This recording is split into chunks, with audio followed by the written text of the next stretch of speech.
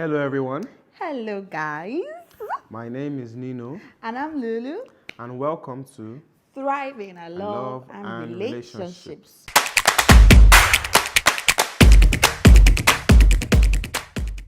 We're still working on the intro, Sha. We're still working. We'll get it. Alright, so today we are going to be talking about how we met.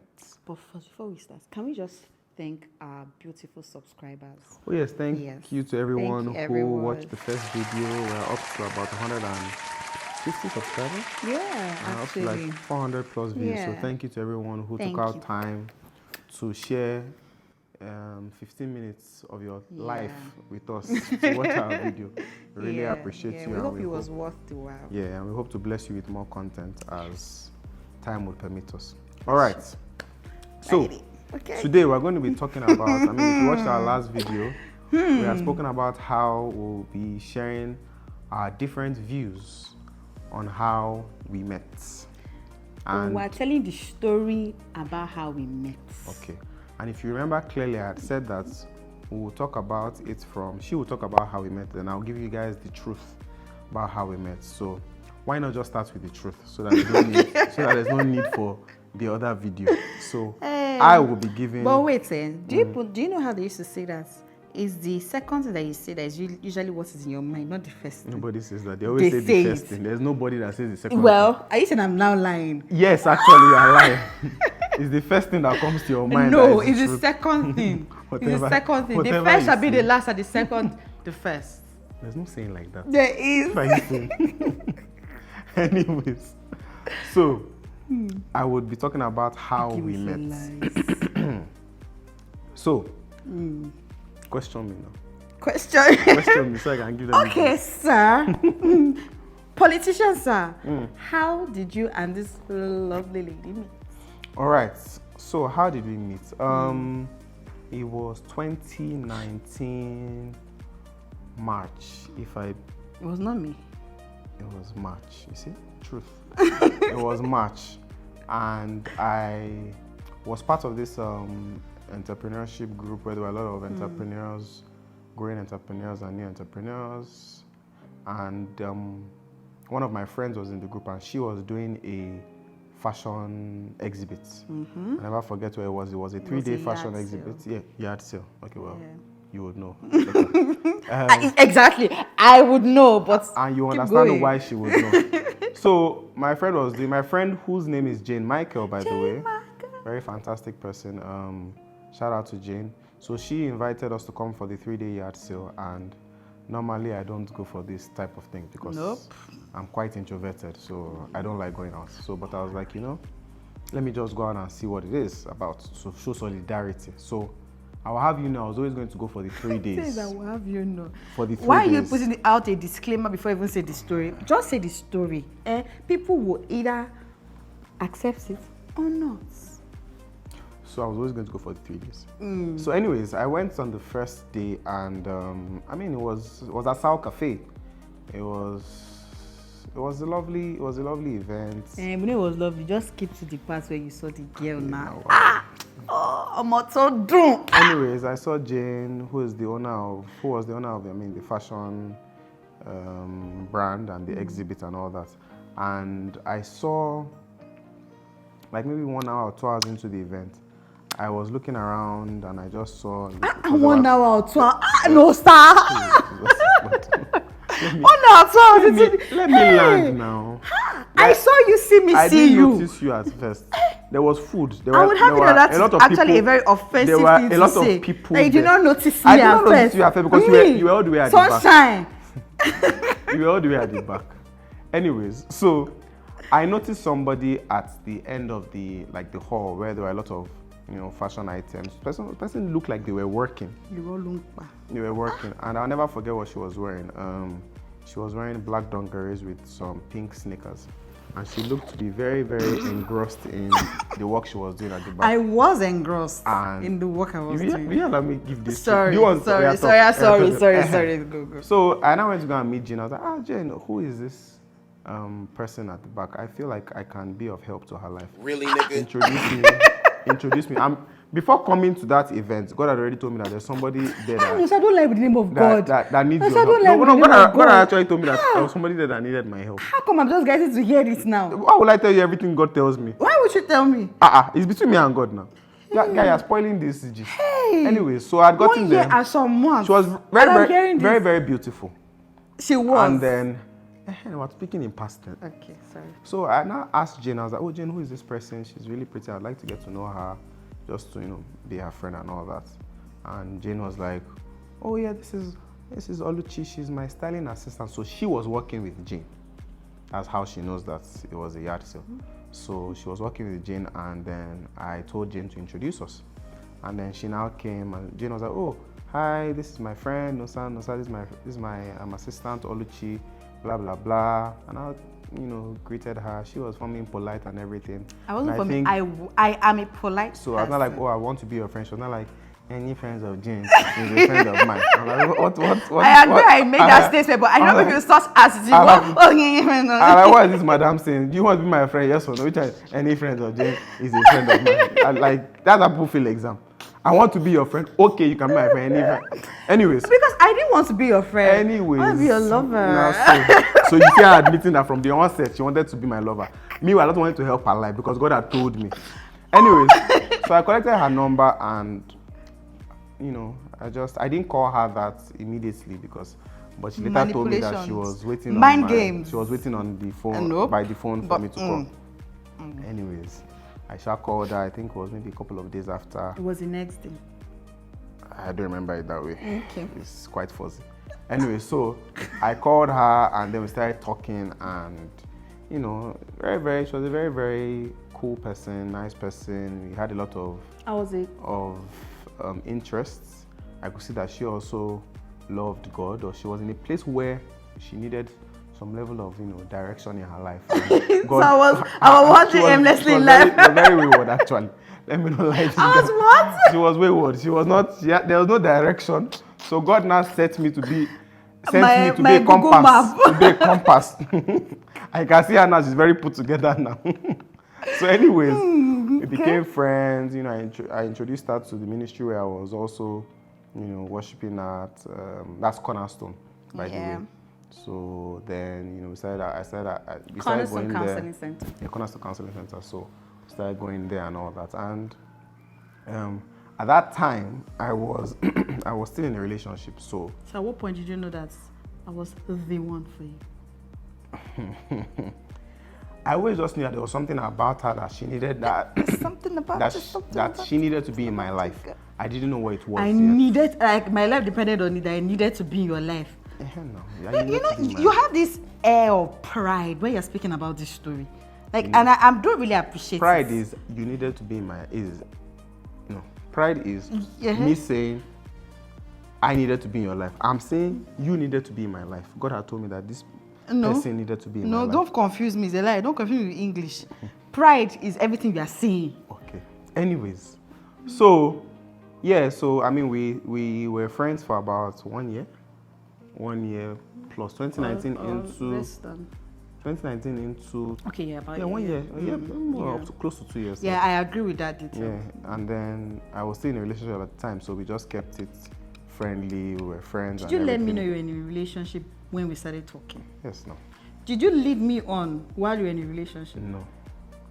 You were so in love with me. I will say my story, my own side of the story. You were were so in love with me, but I told you that I had a girlfriend and I didn't want. So it's me that was your side chick. You were not a side chick. I was a what? You were a friend. A friend. That was in love with me. A friend. You were in love with a guy who sisters. May your partner not be just a friend. Hallelujah. So I zoned her because obviously. You zoned me. So. Somebody lying. I zoned her. Can I be zoned? Do I know someone that can be zoned? She couldn't get enough of me. So, but anyways, I told her that, see, madam, she kept wanting to jump out of the zone. I said, my friend, will you stay there? That's where you belong for now until God says you should move. Anyways, after my relationship ended, that was during when COVID just started in 2019 December into 2020 January, I just came off the back of a heartbreak.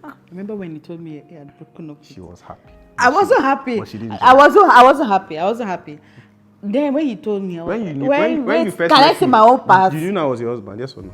As I was saying. Tell the truth. So she was happy. It's not my time to speak yet. Okay. The point is that when he told me that his relationship had ended, he was very heartbroken. He was like, "Oh, sorry, And I not really shared a lot of care. I not share a lot of care. And that made him very upset. It made him very. Do you want to did it make you upset or not? Of course, now you were my friend. I expected you to care. Just friend. That my heart was broken. I actually think you prayed for the relationship to crash. How? Because I have history of praying for people's relationship. Actually, she does. if you are a friend and your relationship is not making sense, she will pray for it to crash. So I think she prayed for my heart to crash. That's not Anyways, true. it crashed. And during COVID, because we're both staying in Lekki at the time and our houses were close by, so we used to, hang out, just talk and everything. But my heart was still in a shambles. I was still in an off space, so I didn't want to. The feelings, and I started developing, feelings for her. You just started. Hey, Oluwa. I started already developing. Wow. So when I first met her, she's pretty. So what did you do to the first set of emotions that you had? I couldn't do anything to it. You shoved them aside or you threw them away? I was in a relationship. Definitely, when you're in a relationship with someone, you still see people that you like. Now it happens sometimes, but you can't do anything about it. Did you or did you not know that you were eventually going to be in a relationship with you? Yes. I couldn't focus on that at the time.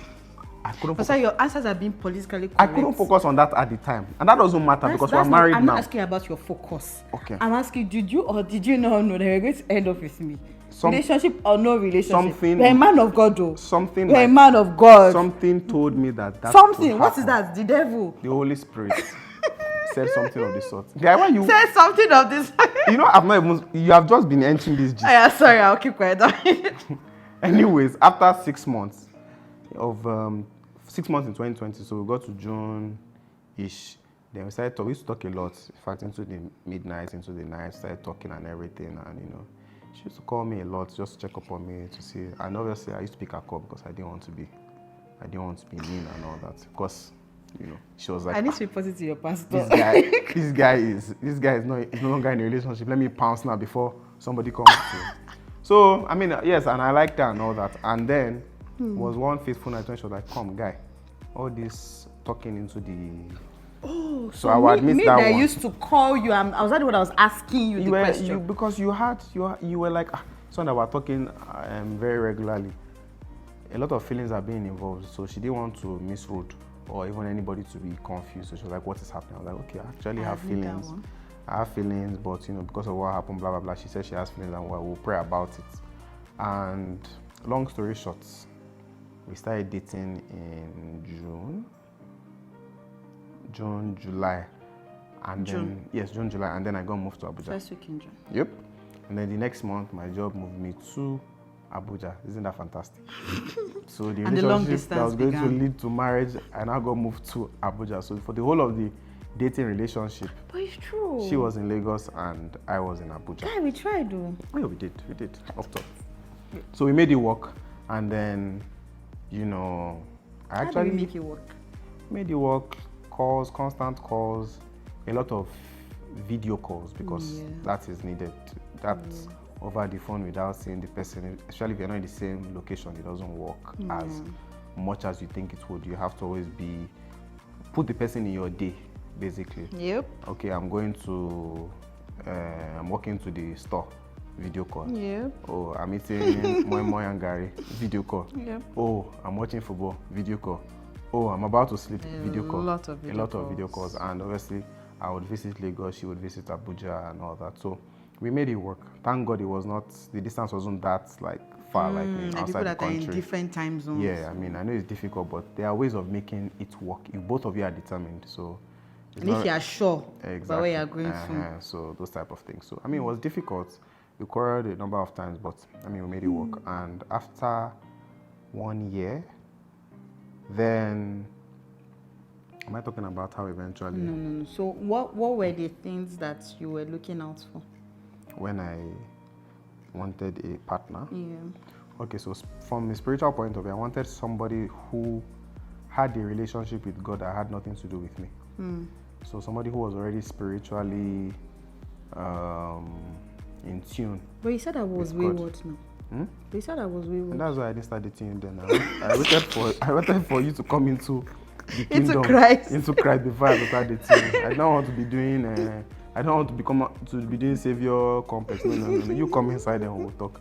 So when she entered into the kingdom and she started her relationship with God, and I carried the kingdom on my head. I carried the kingdom on her head even more than me at a point in time. She was preaching the gospel since, So somebody that was very spiritual and could pray, could do all those things without me. I didn't want somebody to be my spiritual project, Then, physically, I don't need to say much. No, say much. So say it. Someone who was fair, petite, very beautiful. Because I object to the petite. I'm tall. She's petite, so I'm tall. She's like 5'0". Your daughter. 4'9". Your daughter. She will take after her mother, so she's like 4'9". So I wanted from 5'0" downwards, and she's like 4'9". So I'm 5'6". So God, so that one. And then mentally, somebody who was going to give me peace. Oh, so he's going to give you peace? Most of the time, she gives me peace. And she's not stressing me out. So someone who had her head put together, who was, quite mellow and measured. Somebody who wasn't too...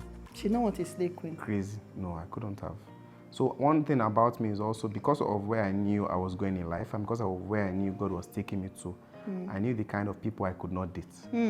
So that already narrowed it down. So I feel like when you know where God is taking you to, you already cut out a lot of people that are not there. You first start off with the people that you cannot date. I could not date somebody who was not kingdom-minded. I could not date some people in some particular industries. Not that I have anything to do, any problem with those industries, but somebody that could do, this was a personal preference. Ministry work together. It was a personal preference. It was a personal preference for me. So yes, that. And then I think majorly that was it. I didn't really want too much, but those you major want big things. Breasts, big ass. No. Wow. You're a calm guy. No, I'm not. So you're not physically. Your breasts are just right for me. Let's ask you that one. So she's my spec, and I got my 100% spec physically. So that's what I was basically looking for. I was not looking for too much. So as you looked, was it everything that I actually did have? No. What does that mean? In fact, but there were things I could work with. So there weren't any red flags. So red flags, like I didn't want somebody who was going to be, if we were quarreling, going to be stoning me or throwing knife at me or all those kind of things. So I didn't want someone like that. I didn't want someone who was nasty and very rude. Somebody who was always very, very insulting and all that. I didn't want someone who kept malice. I didn't want someone who was unkind. So she did have her flaws when I first met her, but there were things that we could work together. Like what? Oluchi was a robot. Like robots. Those ones that they make in Dexter's lab? She was like a robot. Oluchi is very, very black or white. Emotionless. In fact, the first time, don't say it like that. The first time she said, "I love you" to me, Oluchi almost passed out. Like, she almost passed out. She was hyperventilating over the phone. And it was typed. She typed it. She was not even saying it. She typed it. She first typed "I." She waited for 5 minutes. Then she typed "love." She waited for 5 minutes. So she typed 3 sentences. So she didn't actually say "I love you." She said "I." 5 minutes, love. 5 minutes, you. 5 minutes. That's how she said "I love you." And then she threw her phone away. See, in life, so you have to play the tough guy. That one was an issue for me. In fact, we fought. I like, see, this "I love you." You will say it and you'll be tired. Now she's very mushy now because I've broken. That sorry now, refine now. So it was something I could. It was because me, I'm very expressive with my emotions. So I felt like I could teach her how to express her emotions. She had a lot of walls up. Wasn't because somebody who is expressive emotionally will obviously want somebody who is also expressive emotionally. So if I wasn't that, why wasn't it a red flag? It wasn't a red flag because you were willing to learn how. You were willing to see first of all that was a problem, and then you were willing to let me teach. I remember when you told me about it. Yes. So it wasn't someone that was just like, no, that's how I am. I can't do this. And now they're like, okay, that's how you are, fine. I'm not the guy for you, you know. But it was something that I knew it was not that big a deal that she couldn't break out of. She just had some walls up that she needed to pull down. So with time, I will tell her, say I love you. I will put her in situations where she has to. Oh, very awkward. Very I'll awkward be cringing. I'll put her in a situation where I will not get off the phone until you say I love you. She will do. There was one time we were on video call. She was parambulating around the kitchen. She went to the kitchen, went to the room. I was hiding my face. Said, I love you. Then she fainted on the floor. I was just looking at her. So, and then now she dey talk and pass.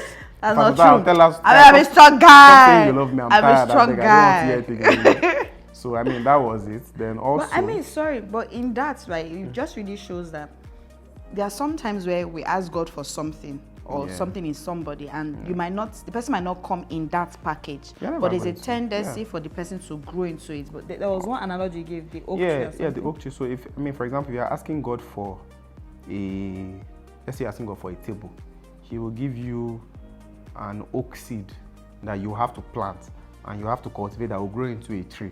And then you now have to cut the tree down and, make it into a table. So you have to do the work. You know, God is not just going to give you carbon copy. Then in marriage, in some areas though. Yes, in some areas though. It's not going to give you the red flags too. I believe everybody should have their own red flags and what works for them and what doesn't work for them. You know, but in most situations, you would have to do a level of work in marriage to work on the other person, as the person will also work on you. In fact, there's some flaws I have that she doesn't have. There's some flaws she has and I don't have. So we work on each other, you know. So complement. So exactly. So the idea is really to be discerning, to see that this person might not be how you want the person to be, but the person has the prospects or the tendencies to grow into that. So don't just cancel people. Yeah. And I always tell people when you're getting married, marry somebody who fits your life and who is going to help your life. Most times we choose what we want, not what we need. But a lot of times you need to marry who you need in your life, who's going to help you. You know, obviously you have some things that you want in terms of physical spec and all that, but you know, you're meant to complement each other. You know, so I mean, there's that. That was one of her standout flaws for me at the beginning. Say, now wow, you put standout, not put flaw. That was the major one. Those are like two very. I'm sorry. Hi. That was one of her minor flaws. So they are major flaws. Yeah, I think that was it. And just she had sharp mouth. Jesus. Hey God, Oluchi had sharp mouth. I'm sure anyone watching this video will know that she has sharp mouth just by looking at her. I'm growing into the fullness of Christ. But the Holy Spirit has worked the number. I used to fight with her. I said, lie. I said, cannot talk to me this way. Lie, I don't care. Wait, calm down. You have to give that. This way I say I cannot talk. People now think that I was a very disrespectful. She didn't used to insult though. But she just has, you know, those people that maybe when you're talking something, all those kind of people that have all those smart, maybe you say something, she'll just say something on that. Let me put perspective into it. So I grew up in a home where you were not allowed to insult anybody, like crazy, stupid, either you can't. So the ways we learned how to insult, because my mom was a teacher, so we used to have all these very intelligent ways of saying things that would prick somebody. So that was where I was coming from, and I thought it was okay to bring it. And it's the funny thing that this insult, I know how to do it more than her. That's what she doesn't understand. Nobody's asking for competition. So, anyways, that was one of the issues I had, and you know, we spoke about it, and it wasn't We're bad. still speaking about it. Exactly. People don't change overnight, but it wasn't bad. It wasn't something that I didn't have the patience to be able to work. I think in essence, everything is the person teachable, because we all have our issues through childhood and how we grow up that we usually will take into our relationships. But the first key is self-awareness. So is the person self-aware? So I mean, when I had spoken to her about some certain things, there's some flaws she had that she didn't even know she had until I mentioned them, and you know, she was willing to work on them. So yeah, just that. I mean, those are the major flaws. And it's okay. So those are the major flaws. Who asked you for that one now? You said you couldn't have married someone that was not stubborn with your own head. Hey, Jesus! No, I would trample on the person. Can you see how she's making her stubbornness glamorous? I'm just saying that God knows what we both need. I needed somebody who has strong equally stubborn. Who has strong heart, who can mend her head and fold her head. Wow. So and lock her in the wardrobe and give her a timeout.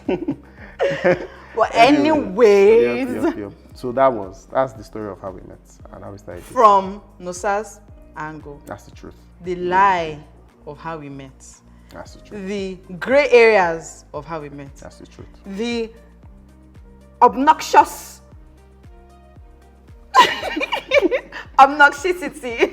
of how we met. So guys. So yes.